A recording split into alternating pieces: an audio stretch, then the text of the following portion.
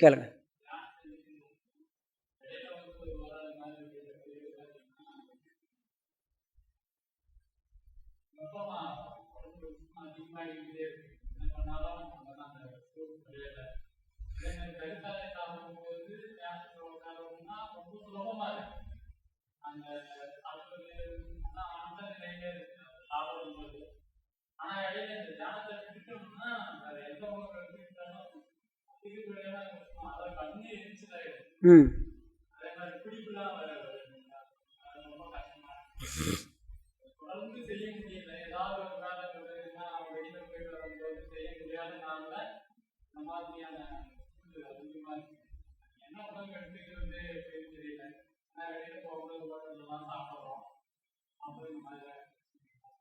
இப்போ தியானம் பண்ணும்போது உடல் ஏன் உஷ்ணப்படுது அப்படின்னு தெரிஞ்சுக்கணும். தியானம் அப்படின்னு வரும்பொழுது கான்சியஸ் ஸ்லீப், அன்கான்சியஸ் ஸ்லீப் அப்படின்னு சொல்லுவோம். தன்னிலை மறந்த உறக்கம், தன்னிலையோடு இருந்த உறக்கம் ரெண்டு இருக்குது. ஒன்று வந்து கான்சியஸ் ஸ்லீப் அப்படின்னா அது தியானம். அன்கான்சியஸ் ஸ்லீப்புங்கிறது தூக்கம். தூங்கும் பொழுது உடல் ஒரு வகையான வெப்பநிலை அடையும். அந்த வெப்பநிலை அடையும் பொழுது தான் ஆழ்ந்த உறக்கம் வரும். இதை நீங்கள் உட்கார்ந்து செய்யும் பொழுது மூளை என்ன நிலைக்கு போகுது அப்படின்னா, தூங்குறான் அப்படின்னு நினச்சிக்கிட்டு உங்கள் உடம்பை என்ன பண்ணுது அப்படின்னா உஷ்ணப்படுத்துது. உஷ்ணப்படுத்தும் போது உடல் ஒரு தகிப்பு நிலை அடையும், நல்லா தூங்கும்.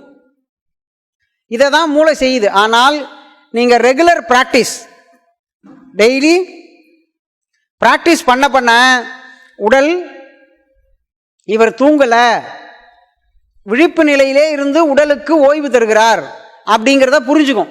அது புரிகிற வரைக்கும் நீங்கள் தியானம் செஞ்சு தான் ஆகணும்.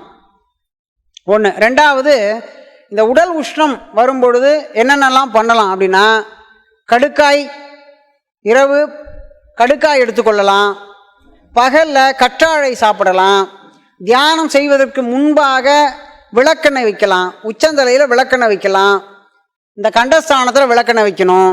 தியானம் முடித்து வந்ததுக்கு பிறகு அந்த உடல் உஷ்ணத்தை குறைக்கிறதுக்காக 10லேருந்து 15 சொட்டு விளக்கெண்ணெய் சாப்பிடலாம், கற்றாழை சாப்பிடலாம், வெண்ணெய் சாப்பிடலாம், நெய் எடுத்துக்கலாம். இவைகள்லாம் எடுத்துக்கலாம், தவறில்லை. இதெல்லாம் சாதனம் செய்கின்றவர்கள் செய்யலாம். இதெல்லாம் செஞ்சிங்கன்னா உடல் தானாக தகிப்பு நிலையிலிருந்து குறையும். 2 வேளையும் குளிக்கணும்.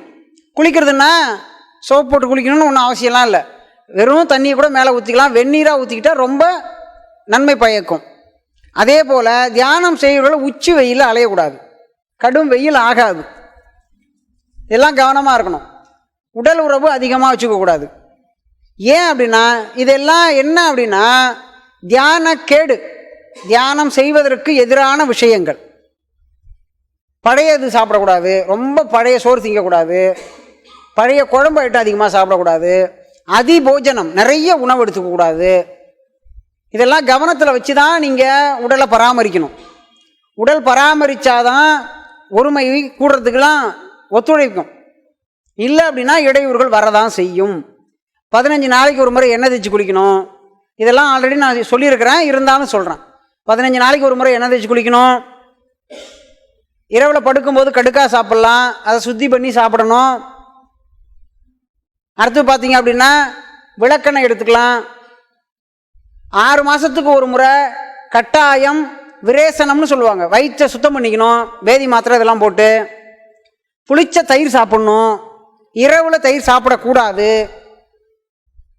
பால் சாப்பிட்லாம், தேங்காய் சர்க்கரை கலந்து சாப்பிட்லாம். பாலும் தயிரும் ஒன்றா சேர்த்து சாப்பிடக்கூடாது. இதெல்லாம் கவனமாக இருக்கணும். அதிபோஜனம் ஆகாது. வெந்நீர் சாப்பிட்றது நல்லது. பசிக்கு தகுந்தாற் போல் உணவு அருந்தது ரொம்ப நல்லது. வெளியில் போகிறோம், சூழ்நிலை சரியில்லைனாலும் தப்பு இல்லை.